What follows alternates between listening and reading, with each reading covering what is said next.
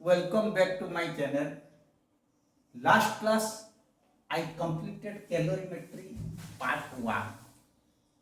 So in one shot I completed that portion, and now this is the second part, lactate heat part. So this is very important portion of calorimetry. So today I will complete both theory and numerical in one shot. Please be attentive. Okay. So latent heat पढ़ने से पहले हम इसको बोलते हैं change of state. तो कोई भी पदार्थ सॉलिड से लिक्विड को जाता, लिक्विड से वेपर को चेंज होता। Okay, so generally we consider first ice. कोई भी पदार्थ सॉलिड से लिक्विड, लिक्विड से गैस, जो सॉलिड से लिक्विड को जाता है उससे कहा जाता है मेल्टिंग। लिक्विड से गैस को जाता है या वेपर को जाता है उससे कहा जाता है वेपोराइजेशन। ओके, लेकिन we will deal with ice. Okay, so for ice, so first हम मेल्टिंग कहेंगे। तो मेल्टिंग होता है सॉलिड से लिक्विड, सॉलिड तो लिक्विड। तो कोई भी पदार्थ सॉलिड से लिक्विड को जो चेंज होता, ये होता है, इसको कहा जाता मेल्टिंग कांस्टेंट टेम्परेचर में। So this is the inherent property of matter when it changes its state from solid to liquid, the temperature remain constant, that is known as melting point. For ice the melting point is 0 degree Celsius temperature. इसका मतलब 0 degree Celsius temperature में माने ice water को change होता। In the reverse way ये हो गया melting. अगर ऐसे हम आएंगे, इसको कहेंगे फ्रीजिंग। मतलब समान टेम्परेचर में जब लिक्विड को, सर्टेन मास ऑफ लिक्विड को हम सॉलिड या आइस करेंगे, वो क्या होता है, फ्रीज हो जाता। फिर इसको हम सॉलिड को लेते, सॉलिड मीन्स आइस, तो वो फ्रीजिंग हो जाएगा वही कांस्टेंट टेम्परेचर में, 0 डिग्री टेम्परेचर में। सो इससे मेल्टिंग कहा जाएगा, रिवर्स हुए इसे भी फ्रीजिंग कहा जाएगा। सो हम लोग का ये होता है मेल्टिंग, या इसको फ्यूजन कहा जाता है। उससे जो ये जो फ्यूज होता है, जब सॉलिड लिक्विड को चेंज होता, ऑब्वियसली वो बाहर से हीट लाता है, नहीं तो वो कैसे चेंज होगा। इसका टेम्परेचर, बिना टेम्परेचर में कोई भी चीज का कुछ चेंज नहीं होने वाला है। वो बाहर से टेम्परेचर ऑब्जर्व करता ताकि सॉलिड से लिक्विड को चेंज होता। लेकिन वो जो टेम्परेचर ऑब्जर्व करता उससे लैटेंट हीट कहा जाता। लैटेंट मतलब गुप्त, मतलब सीक्रेट हीट लेता है, फिर भी इसका कुछ चेंज नहीं होता।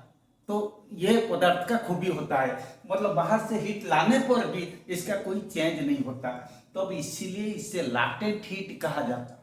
सो we can now define latent heat of fusion of ice. Latent heat of fusion of ice is defined as the amount of heat energy required by 1 gram of ice to change from ice to water at constant temperature. That constant temperature is melting point 0 degree Celsius. Similarly, latent heat of freezing of ice, freezing of water, freezing of water बोलो, freezing of water, latent heat of freezing of water, लेकिन हमें बोलना चाहिए, लेकिन book में वो ice लेता है। Latent heat of freezing of ice is defined as the amount of heat energy released by 1 gram of water to change to ice at same 0 degree Celsius temperature, that is also known as melting point. Okay, so freezing and melting दोनों समान होते हैं, लेकिन हम लोग का book में या सब जगह में हम बोलते उससे लैटेंट हीट ऑफ फ्यूजन, कभी नहीं बोला जाता latent heat of freezing. Obviously freezing and fusion both are taken as same. Okay, so first of all I can say latent heat of fusion of ice. मैंने कहा दूसरे चीज को हम नहीं लिए, कोई भी पदार्थ का वही अवस्था होता है, लेकिन हम खाली यहाँ पर आइस को कंसिडर करते हैं। Okay, so latent heat of fusion of ice के बारे में हम पढ़ेंगे। तो अब latent heat of fusion of ice से पहले एक स्पेसिफिक एक वर्ड रहता है। सो मैं कहूँगा ये तुम्हारा स्पेसिफिक क्वालिटी। तो फिजिक्स में जो स्पेसिफिक वर्ड आता है मतलब per unit mass. So latent heat of specific latent heat of fusion of ice is defined as the amount of heat energy required to change 1 gram of ice at 0 degree Celsius temperature to 1 gram of water at 0 degree Celsius temperature. So that is the latent heat of fusion of ice or specific latent heat of fusion of ice. Okay, और कभी कभी कहा जाता है specific latent heat of ice. Okay, similarly मैं तुम लोग को एक ग्राफ पहले बता देता हूं, तुम लोग क्लियर हो जाएंगे.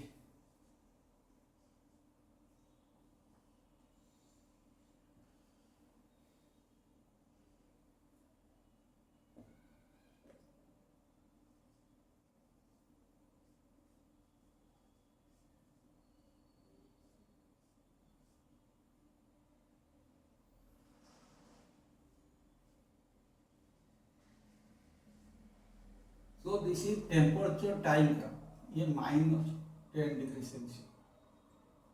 इनिशियली आइस -10 में था. कितना टेम्परेचर में था? -10 में. जो -10 टेम्परेचर में था, हम क्या किए, इसको ऐसे हीट किए, समय बढ़ाए और यहाँ ये भी हीट होने लगा. तो आफ्टर सम टाइम हम देखे इसका टेम्परेचर 0 पहुंच गया. मतलब हम अच्छी तरह जानते हैं m इक्वल टू ना q equal to mc delta T. मतलब amount of heat energy required to change the temperature of ice from -10 degree Celsius to 0 degree Celsius, इसको क्या बोलते हैं? q equal to mc delta T. तब मैं यहाँ बता देता हूँ, ये हो जाएगा q1 equal to mc delta T, where c equal to specific heat capacity of ice, that is 2.1 joule per gram kelvin. इसका ऊपर ध्यान दिया जाएगा, ये भी डाटा हमेशा देता है. तो अब यहाँ पहुंच गया. यहाँ पहुंच जाने पर मैंने कहा यहाँ से लाटेंट हीट वो गेन करेगा, गुप्त हीट, लेकिन इसको कहा जाता है Q equal to ml, where L equal to specific latent heat of fusion of ice, और कभी कभी इसको कहा जाता है latent heat of fusion of ice. तो अब इसका L का वैल्यू होता है 336 जूल पर ग्राम. ओके, तो अब हम सेकंड पॉइंट में पहुंच गए. तो पहले आइस था -10 में, अभी -10 से वो क्या हुआ, इसको जब हीट किए 0 डिग्री में पहुंच गया. इसके बाद मैंने कहा था ice eight 0 will change into water at 0. यहाँ आइस एट 0 था, अभी यहाँ तक आएगा water at 0, but that should be maintained constant temperature because it is absorbing latent heat. तब ml में यहाँ पहुंच गया. इसके बाद ये अभी पानी हो गया 0 डिग्री में. इसको अगर फर्दर हीट करेंगे वो Q3 हो जाएगा mc delta T, where c equal to specific heat capacity of water 4.2 joule per gram के. यह हम अच्छी तरह जानते हैं. यहाँ पहुंच गया 100 डिग्री सेल्सियस. तब ये हम जानते हैं 100 डिग्री सेल्सियस में वाटर वेपर होता है. तब इसके बाद फिर एक टेम्परेचर आएगा, वो कांस्टेंट टेम्परेचर, इसको बोला जाता है वेपराइजेशन. और ये मेल्टिंग, ये प्रोसेस होता है बॉइलिंग, ये प्रोसेस को कहेंगे मेल्टिंग, ये प्रोसेस को कहेंगे बॉइलिंग और वेपोराइजेशन. ओके, वहां पर क्या होता है 100 डिग्री सेल्सियस में वाटर होगा, water vapour. The constant temperature at which water changes to water vapour by absorbing heat is called latent heat of vaporization. ये हम लोग का नेचुरल नॉर्मली एग्जाम में आता नहीं. वो latent specific latent heat of vaporization is taken as 2268 joule per gram. इसके बाद इसको हीट करने पर वो गैस हो जाएगा. खाली मैं तुम लोग को इतना बताऊंगा, हम लोग का माने आइस से वाटर तक हम पढ़ेंगे, बिकॉज ऑल आवर एग्जाम और our syllabus mainly deal with from ice to water. So first ice -10 में था, तब इसको हम हीट किए, बाय हीट को ऑब्जर्व किया, हीट गेन किया, this is mc delta T. तो 0 डिग्री पहुंच गया। हम कहेंगे 0 डिग्री में पदार्थ एक फेज से दूसरे फेज को चेंज होता, एक स्टेट से दूसरे स्टेट को चेंज होता, but gaining latent heat observe किया, that is Q equal to ml, L equal to fix value 336 joule per gram. इसके बाद इसको फर्दर हीट किया, वो पानी हो गया 0 डिग्री में, वो हो गया Q3 mc डेल्टा टी। तब इसके बाद अब जो 100 डिग्री पहुंच गया, 100 डिग्री में अगर इसको फर्दर हीट करेंगे, वो भी हीट गेन करेगा, स्पेसिफिक लैटेंट ऑफ वेपोराइजेशन वो होगा Q इक्वल टू ml। लेकिन हम लोग का सिलेबस में खाली बॉइलिंग पॉइंट तक ही हम पढ़ेंगे, because all numerical, all theory portion deal with only up to boiling point. Okay, so now one thing I can say you, clarify you, during melting the average kinetic energy does not change, because kinetic energy इसलिए change नहीं होता because temperature constant, speed is a function of temperature. जो temperature constant होने पर average kinetic energy change नहीं होता, but average potential energy is change because position of particle change हो जाता। जब आइस से वाटर हो जाता, पार्टिकल का डिस्टेंस बढ़ जाता, जब वाटर से आइस होगा, पार्टिकल का डिस्टेंस कम हो जाएगा। Okay, similarly during boiling the average kinetic energy does not change, but the average potential energy changes. Okay, तो before doing the numericals, some theory portions are there.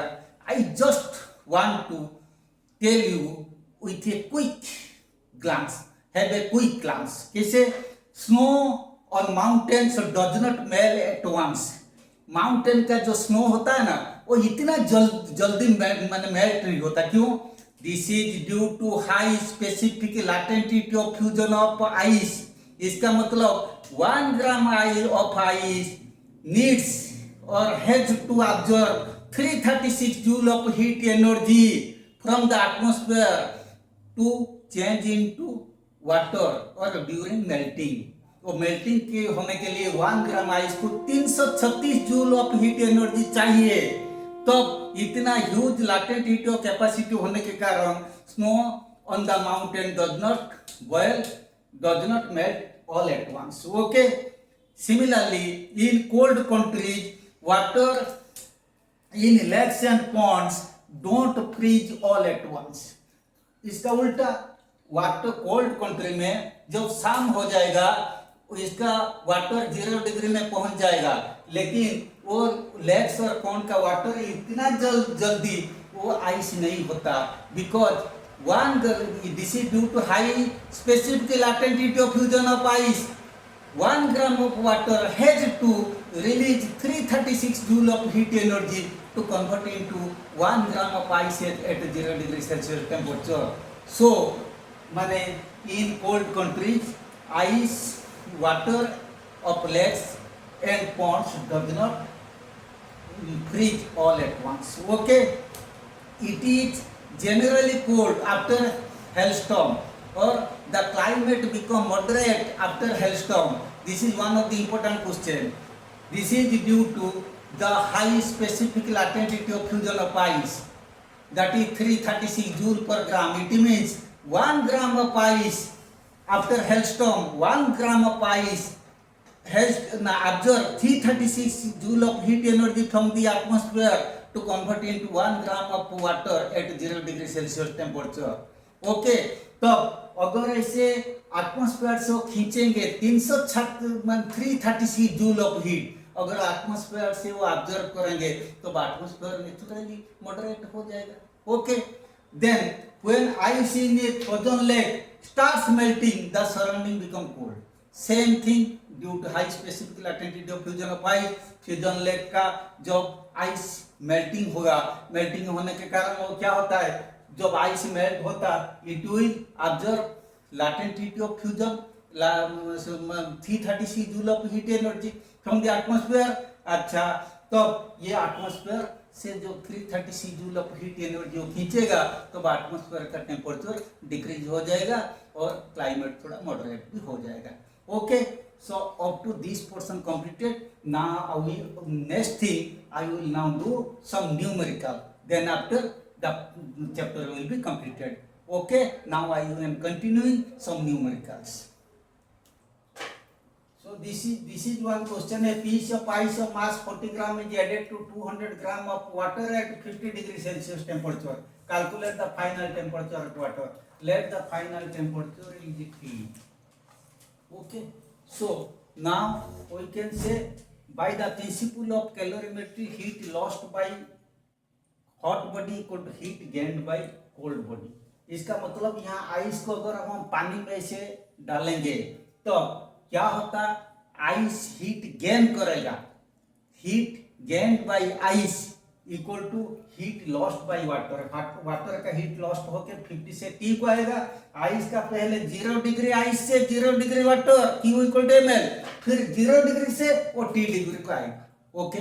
Ice को जब यहाँ डाले, आइस कहेगा भाई मैं तो था 0 में, मैं पानी 0 को चेंज होगा, मेरा अवस्था चेंज हो जाएगा, फेज चेंज हो जाएगा, इसलिए मैं Q equal to ml follow किया कांस्टेंट टेम्परेचर में। जो जितना मास आइस था, कितना मास 40 ग्राम, वही वो जो 40 ग्राम कहेगा भाई तुम तो क्या T टेम्परेचर को जाते हो, मुझे भी ले जाओ ना। तो मैं जो 40 ग्राम वाले था मैं अभी जाऊंगा T टेम्परेचर को, तब इसीलिए पानी का Q equal to MC delta T, T minus 0। लेकिन इसका अवस्था क्या होगा, कहेगा भाई तू मार के मेरा ऊपर डाला गया तो मेरा अवस्था भी सांघातिक हो गया, मैं 50 से T को जाऊंगा, तब heat lost by water equal to MC delta T। Clear? Okay.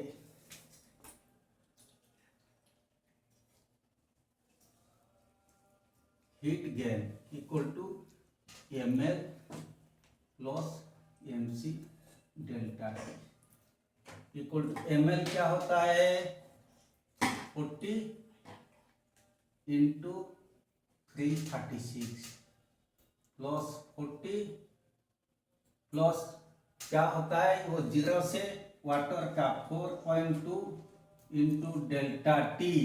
Delta T मतलब वो 0 से T को जाएगा T माइनस। ओके। तो ये क्वांटिटी हो जाएगा 40 इंटू 336, तो ये हो जाएगा 13440। 13440 ये क्वांटिटी हो गया, ये 0 ये पॉइंट हो गया 168 T। तब इतना हुआ, तब हीट गेन इतना रहा 13440 168 T। तब heat lost by water equal to MC delta T। MC delta T, M water का था 200, C होता है 4.2, डेल्टा T कहेगा भाई 50 से T को मुझे जाना है, कम हो जाएगा मेरा T, ये टेम्परेचर से कम है, बड़ा माइनस छोटा 50 माइनस T। ओके। तो ये क्वांटिटी हो जाएगा, एक 0 काट दो, 42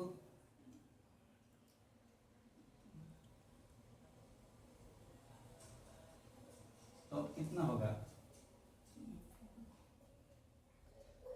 840, ये हो गया 840 into 50 minus T, 50 minus T, ये क्वांटिटी हो गया। क्या होता है 840 को हम 50 के साथ अगर इंटू करेंगे वो हो जाएगा 42,000 माइनस 840 T। ओके। अभी हम लोग का नेक्स्ट काम होता है heat lost equal to heat gain. Okay. तो ये वाला heat gain equal to heat lost, इन दोनों को ये क्वांटिटी और ये क्वांटिटी इन दोनों को समान करेंगे तो फाइनली हम लोग का T का वैल्यू आ जाएगा 28.343 डिग्री सेल्सियस। ओके। मैंने यहाँ फाइनल सॉल्यूशन नहीं कहा, तुम लोग आराम से कर सकते। So this quantity heat gain equal to heat lost, दोनों को इक्वेट कर देंगे, final answer 28.3 degree Celsius temperature आएगा। Okay. So this one second question, question 2. A refrigerator converts 100 gram of water at 20 degrees Celsius to ice at minus 10 degrees Celsius in 73.5 minutes. Calculate the average extraction of heat in watt. Specific heat capacity of water 4.2 joule per gram Kelvin given. Specific heat capacity of ice 2.1 joule per gram Kelvin given. Also specific latent heat of fusion of ice 336 joule per gram. Time equal to 73.5 minutes. 1 minute equal to 60 seconds. You just multiply 60 and the answer will be T will be 4410 seconds because we have to change time in SI unit only. Okay, so first you draw the block diagram. In calorimetry, any type of numerical can be solved if you draw the block diagram. वो था पानी पहले 100 ग्राम पानी 20 degree Celsius में था, वो क्या हुआ तो चेंज हुआ 100 ग्राम ऑफ वाटर 0 को, पानी 20 से पानी 0 को चेंज होता, मतलब Q equal to MC delta T, तब MC Q equal to MC delta T 100 minus 0, तो पदार्थ एक अवस्था से दूसरे अवस्था को चेंज होगा, वाटर से आइस को चेंज होगा कांस्टेंट टेम्परेचर 0 में, तो ml Q equal to ml, L equal to 336. Then इसके बाद आइस 10 से माइनस 10 को जाएगा, Q equal to MC delta T, तब MC डेल्टा टी 0 बड़ा टेम्परेचर माइनस छोटा टेम्परेचर -10 विल चेंज टू +10, तब ये हो गया. तब लास्ट में 44100 जूल आया. वो ये माने extraction of average extraction of heat मतलब माने हीट पर टाइम के हिसाब में कितना हीट एक्सट्रैक्शन हुआ, मतलब that is power P equal to W/T और Q/T 44100 time 44100, so answer will be 10 watt. Okay, then next one. So this one question number 3. This is very important question because the mass of calorimeter or vessel is given. Okay, खाली पानी का मास और temperature पानी का condition नहीं दिया हुआ, mass of vessel and इसका स्पेसिफिक हीट भी दे रखा है. इस टाइप का क्वेश्चन बार बार आता है. This is the question number 7 from Selina book. So please follow Selina book. So 250 gram of water at 30 degrees Celsius is contained in a copper vessel of mass 50 gram. Calculate the mass of ice required to bring down the temperature of the vessel and the contents to 5 degrees Celsius. मतलब ice को डुबा देंगे हम पानी में, तब क्या होगा, पानी का टेम्परेचर घट जाएगा, तब आइस भी मेल्ट हो जाएगा, फाइनल टेम्परेचर T5 हो जाएगा. Okay, so heat gain equal to heat loss. इसका मतलब heat gained by ice, first latent heat gained by ice to change into water at 0 degree Celsius temperature ml, तब water हो गया. इसके बाद वो जो m ग्राम आइस था तो पानी 0 को आ गया कंडीशन को, इसके बाद वो फाइनल टेम्परेचर 5 हो जाएगा. So that one MC delta T m into C, water का C 4.2 5.0, so this quantity will be 357 m. Okay, then ये 357 m. Okay, then heat lost. Heat lost मतलब पानी का हाल क्या होगा, इसका हीट लॉस्ट होगा, तो पानी का खाली हीट नहीं लॉस्ट होगा, वो जो वेसल का भी हीट लॉस्ट होगा. Heat lost by water MC, water का C 4.2 डेल्टा T 30-5, तो वाटर का जितना टेम्परेचर इनिशियल टेम्परेचर होता, पानी का भी इनिशियल ना वेसल का भी इनिशियल टेम्परेचर उतना ही होता. तो वेसल का दे रखा है heat lost bye vessel 50 into specific heat capacity of copper 0.4 into 30-5. So this quantity will be 26,750 joule. So according to the principle of calorimetry, heat lost equal to heat gain, implied 357 am equal to 26,750.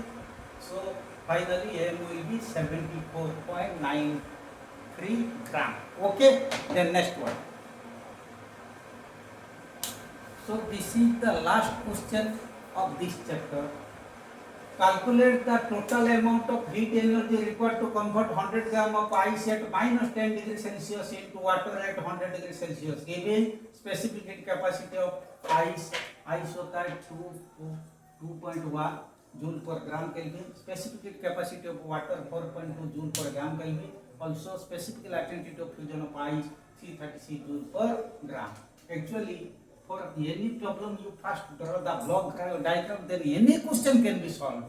So पहले क्या था, -10 degree Celsius में ice था 100 था, इसको क्या करेंगे, वो 0 डिग्री आइस को चेंज होगा Q equal to MC delta T. For your better explanation I also put the formula here.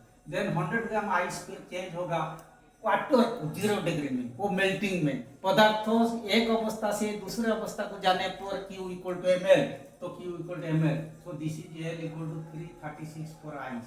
Okay, then ये हो गया वाटर 0, तब वाटर अब 100 को जाएगा Q equal to MC delta T. C for water is 4.2. So you just put MC delta T plus ml plus MC delta T.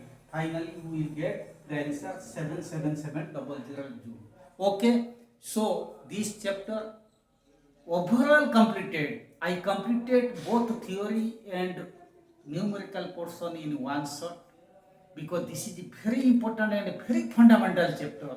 If you go through my video, I hope you will be definitely benefited. Okay, thank you very much.